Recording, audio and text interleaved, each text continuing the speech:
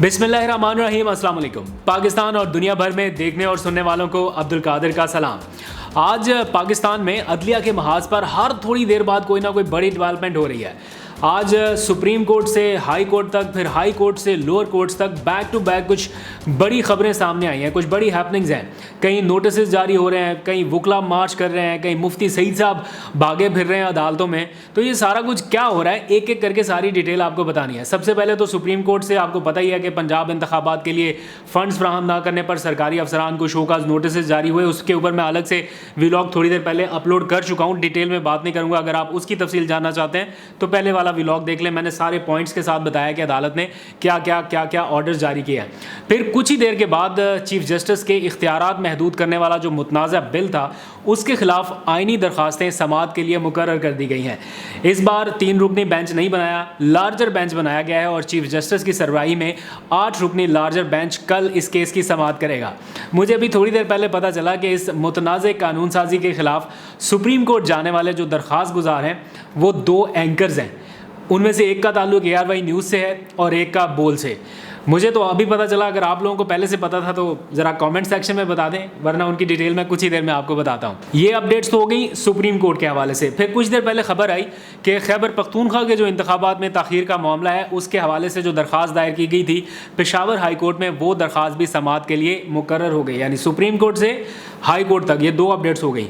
फिर lower courts में भी आज सारा दिन कुछ हलचल सी रही है। आज मुफ्ती सईद साहब इस्लामाबाद की मुकामी अदालतों में चक्कर लगाते रहे हैं। वो खुद लगाते रहे हैं या कोई लगवाता रहा है, ये क्वेश्चन मार्क है। लोग उन्हें सोशल मीडिया के ऊपर बहुत बुरा भला कह रहे हैं, काफ़ी उनके ऊपर तनकीद हो रही है। लेकिन मुझे यकीन है कि, या मुझे ऐसा लगता है कि मुफ्ती सईद साहब ये अपनी मर्ज़ी से नहीं कर रहे और बड़ी मजबूरी से शायद कर रहे हैं। व्लॉग के आखिर में मैं उनका एक बयान आपको दिखाऊंगा। वो उनके इस पूरे केस की, जिसमें वो बतौर गवाह बन के जा रहे हैं, उसको 1 सेकंड में ख़त्म कर देता है। उनका अपना ही बयान, वो भी मैंने आपको दिखाना है। लेकिन आगाज़ में थोड़ा सा जिक्र एक और अहम डेवलपमेंट का, जिसके ऊपर मैं ज़्यादा बात करूंगा। आप में से बहुत सारे लोग ये मुतालबा करते आ रहे हैं कि नवाज शरीफ की पनामा JIT का वॉल्यूम 10 ओपन होना चाहिए। बहुत सारे लोगों के जहनों में ये सवाल है कि आखिर वॉल्यूम 10 में ऐसा क्या था जो इसे खुफिया रखा गया। ये कब तक खुफिया रह सकता है? क्या इसे भी किसी ऐसे वक्त में खोला जाएगा जब अपनी मर्ज़ी का कोई और फैसला करवाना मकसूद होगा? खैर, 6 साल के बाद, यानी लंबे अरसे के बाद वॉल्यूम 10 की कुछ तफसीलात अब आहिस्ता आहिस्ता सामने आना शुरू हो गई हैं। नवाज शरीफ के खिलाफ पनामा केस की समाअत करने वाले जस्टिस रिटायर्ड एजाज अफसल ने 6 साल बाद कई अहम राजों से पर्दा उठाया है। रिटायर्ड जज ने आज ARY न्यूज़ को एक बाज़ाब्ता इंटरव्यू भी दिया। नईम अशरफ भट्ट हमारे रिपोर्टर हैं, उनसे उन्होंने बातचीत की और बताया कि वॉल्यूम 10 में शरीफ ख़ानदान के मुख्तलिफ मुल्कों से माली मामलात के सबूत हैं। कतरी ख़त से लेकर पार्लियामेंट में की गई नवाज शरीफ साहब की तकरीर, कैलिब्री फ़ॉन्ट्स और ये जितने भी डॉक्यूमेंट्स दिखाए जा रहे थे, ये सब गलत थे। अगर किसी और को, किसी नूरे गामे को सज़ा हो सकती है असासे छुपाने पर, तो फिर नवाज शरीफ साहब को क्यों नहीं हो सकती? ये उनका मौक़िफ़ है जस्टिस एजाज अफजल का।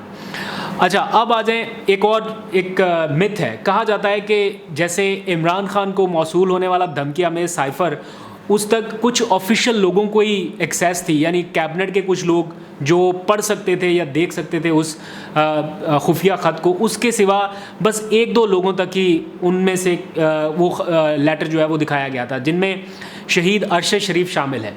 ये मेरी कोई मुस्तनद मालूमात नहीं है, ना अरशद शरीफ साहब ने मुझे आके बताई ये बात, ना इमरान खान साहब के किसी करीबी साथी ने बताया कि जनाब ये ख़त उन्होंने पढ़ा। लेकिन ये बहुत सारे लोगों का मानना है और मैंने कई लोगों से ये बात सुन रखी है कि शायद अरशद शरीफ साहब ये साइफ़र देख चुके थे। चूँकि ये ऑफिशियल सीक्रेट एक्ट है, इसलिए इसकी मुस्तनद कोई भी तस्दीक नहीं कर सकेगा या मुस्तनद मालूमात नहीं दे सकेगा। बिल्कुल वैसे ही अरशद शरीफ के कुछ करीबी दोस्तों का दावा है कि JIT के वॉल्यूम 10 को भी अरशद शरीफ साहब मुकम्मल पढ़ चुके थे और उन्होंने इसके ऊपर एक प्रोग्राम भी कर रखा है। मैंने उनके प्रोड्यूसर से दरख्वास्त की कि उन्होंने जो प्रोग्राम अरशद शरीफ साहब ने किया था पूरा वॉल्यूम 10 के ऊपर, उसका मुझे कुछ रिकॉर्ड दें कि कहाँ पर है वो प्रोग्राम और उसमें क्या क्या बातें की गई थी, ताकि मैं भी थोड़ा देख सकूँ। मेरी नज़र से वो प्रोग्राम नहीं गुजरा। तो वो उनके प्रोड्यूसर की मेहरबानी कि उन्होंने कुछ 10 मिनट लगाए और मुझे फ़ौरन से रिकॉर्ड दे दिया। उनके प्रोड्यूसर हैं वैसे बड़े तेज़, वो कोई भी चीज़ ऐसे निकालते हैं जैसे उनके कंप्यूटर जैसे दिमाग में नहीं चीज़ फिट होती है। 10 मिनट में उन्होंने मुझे वो प्रोग्राम निकाल के बता दिया कि ये प्रोग्राम है, और इसके इतने में मिनट में अरशद शरीफ साहब ने बात करनी शुरू की और यहाँ से आगे ऑनवर्ड सारा वॉल्यूम 10 है। मैंने वो क्लिप निकाला, सुना, और मैं हैरान रह गया कि अरशद शरीफ साहब की जो तहकीकाती सहाफ़त है उसका क्या लेवल था। मतलब जिस खबर को मीडिया आज ब्रेक कर रहा है कि पनामा के कुछ चीज़ें सामने आ गई, वॉल्यूम 10 की कुछ चीज़ें सामने आ गई, उस चीज़ को या उस खबर को अरशद शरीफ साहब 1 साल पहले ब्रेक कर चुके थे। अगर आप भी उनका ये प्रोग्राम सुनना चाहें या देखना चाहें तो मैं कुछ ही देर में उनके इस प्रोग्राम की तफसीलात आपसे शेयर करूंगा कि कहाँ पर कैसे देख सकते हैं और किस जगह पर किस पोर्शन में कितने मिनट पे जाके आपको देखना है। मैं अभी थोड़ी देर में आपको बताता हूँ। अरशद शरीफ साहब ने अपने प्रोग्राम में बताया था कि वॉल्यूम 10 में शरीफ ख़ानदान की बैरून मुल्क जायदादों के रिकॉर्ड के लिए मुख्तलिफ ममालिक को तकरीबन 7 ममालिक है उनको खतूत लिखे गए थे, और उन खतूत के कुछ जवाबात भी उस वॉल्यूम 10 में शामिल हैं। अरशद शरीफ साहब के उस प्रोग्राम के मुताबिक, मैं फिर कह रहा हूँ मेरी मालूमात नहीं है, अरशद शरीफ साहब के प्रोग्राम के मुताबिक वॉल्यूम 10 में JIT ने 2017 में पहले 4 ममालिक को और फिर बाद में 3 ममालिक को, यानी टोटल 7 ममालिक को शरीफ ख़ानदान के हवाले से तफसीलात फ़राहम करने के लिए म्यूचुअल लीगल असिस्टेंस के ख़त लिखे। म्यूचुअल लीगल असिस्टेंस क्या है? इसको उर्फ़ आम में MLA बोलते हैं, यानी एक मुल्क का दूसरे मुल्क के साथ लीगल असिस्टेंस का मुआहदा, जिसके तहत एक मुल्क दूसरे मुल्क से ये दरख्वास्त कर सकता है कि हमें आपसे ये वाली इन्फॉर्मेशन रिक्वायर्ड है हमारे किसी शहरी के हवाले से, तो काइंडली हमें ये इन्फॉर्मेशन प्रोवाइड कर दें। तो इस मुआहदे के तहत वो मुल्क ये मालूमात फ़राहम कर देता है। पाकिस्तान के ऐसे कई ममालिक के साथ मुआहदे हुए हैं जो कानूनी रुकावटों को दूर करने में मदद करते हैं। तो इस मुआहदे को MLA या म्यूचुअल लीगल असिस्टेंस कहा जाता है। इन खतूत में मुतलका ममालिक को हुकूमत पाकिस्तान की तरफ से, या जो JIT थी, माफ़ कीजिएगा, यस JIT की तरफ से ये बताया गया था कि नवाज़ शरीफ, मरियम नवाज़, कैप्टन सफदर और हुसैन नवाज़ के ख़िलाफ़ पाकिस्तान में तहकीकात जारी हैं, इसलिए हमें ये इंफॉर्मेशन दे दें। बरतानिया, वर्जन आइलैंड के अलावा भी और 2 ममालिक थे, गालबन लक्समबर्ग था और स्विट्ज़रलैंड शामिल थे, ये ममालिक थे। तो अरशद शरीफ साहब के उस प्रोग्राम के मुताबिक बरतानिया, सऊदी अरब, UAE के अलावा स्विट्ज़रलैंड और लक्समबर्ग में भी शरीफ ख़ानदान की कुछ जायदादों के सुराग मिले थे। ये तफसीलात आज तक क्यों पब्लिक नहीं हो गई मैं नहीं जानता, क्यों ये वॉल्यूम 10 कहा गया कि ना पब्लिक किया जाए। ये तफसीलात अभी तक मंजर आम पर नहीं आई, लेकिन ये ज़्यादा देर तक राज रहेगा नहीं। आहिस्ता आहिस्ता जैसे जैसे वक्त गुजरता जाएगा ये तफसीलात सामने आ जाएंगी। ऐसा वॉल्यूम 10 में कुछ नहीं है कि कोई बहुत बड़ा कोई मतलब धमाका खेज कोई चीज़ है। जायदादें हैं, इन्होंने बनाई हुई हैं, कुछ सामने आ गई हैं, कुछ नहीं आई, कुछ के सुराग हैं, कुछ अभी आधे अधूरे मामलात हैं। तो मेरा ख्याल है जहाँ तक वो इन्फॉर्मेशन उन्हें रिक्वायर्ड थी वो मिल गई, उसके बाद वो वॉल्यूम 10 ठप हो गया। लेकिन ये आएगा सही कभी ना कभी सामने। आगे बढ़ते हैं। थोड़ी सी बात आला अदलिया में जारी अहम मामलात के हवाले से। सुप्रीम कोर्ट ने चीफ जस्टिस के इख्तियारात महदूद करने वाला जो मुतनाज़ बिल था उसके खिलाफ दरखास्तें समाअत के लिए आज मुकर्रर कर दी हैं। चीफ जस्टिस की सरबराही में 8 रुकनी लार्जर बेंच कल 11:30 बजे या 11 बजे के करीब इसकी समाअत करेगा, और इस मुतनाज़ कानून साजी के खिलाफ सुप्रीम कोर्ट जाने वाले दरख्वास्त गुजारों में जैसे मैंने आपको पहले बताया कि 2 एंकर्स हैं। एक हैं चौधरी गुलाम हुसैन जिनका ताल्लुक ARY न्यूज़ से है, और दूसरे हैं बोल के समी इब्राहिम साहब। तो चौधरी गुलाम हुसैन के जो वकील हैं वो अज़हर सदीक़ हैं, और समी इब्राहिम के जो वकील हैं वो ख्वाजा तारिक रहीम हैं। हुकूमत की एक तरह हर मुमकिन कोशिश थी, या इतने उन्होंने जतन किए कि ये बिल मंजूर हो जाए, सदर दस्तखत कर दें या मुश्तरका इजलास से वो कर लें। बहरहाल आखिरी डेडलाइन 20 अप्रैल है। 20 अप्रैल तक अगर ये बिल मुस्तरद ना हुआ या जो भी इसको रद्द ना किया गया सुप्रीम कोर्ट की तरफ से, तो ये बिल कानूनी हैसियत इख्तियार कर जाएगा। लेकिन उससे पहले अगर सुप्रीम कोर्ट ने इसे फारिग कर दिया तो हुकूमत की सारी वारदात डलने से पहले ही नाकाम हो जाएगी। कल इस केस की समाअत है और इसकी तफसीलात मैं कल आपसे शेयर करूंगा। और परसों इंतखाबात में फ़ंड्स फ्राहम ना करने के हवाले से जिन्हें नोटिस जारी किए गए हैं वो आला अफसरान जो सरकारी अफसरान हैं उनकी समाअत होनी है। सुप्रीम कोर्ट ने एक बड़ा ज़बरदस्त काम किया। नोटिस ही उन्हें जारी किया गया है, मतलब उनको जारी नहीं किया या उनको अभी बुलाया ही नहीं है। जो बड़े हैं, जो रुकावट बनने की हर मुमकिन कोशिश करते हैं या सरकारी अफसरान को दबा लेते हैं ना, उनको बुलाया ही नहीं है।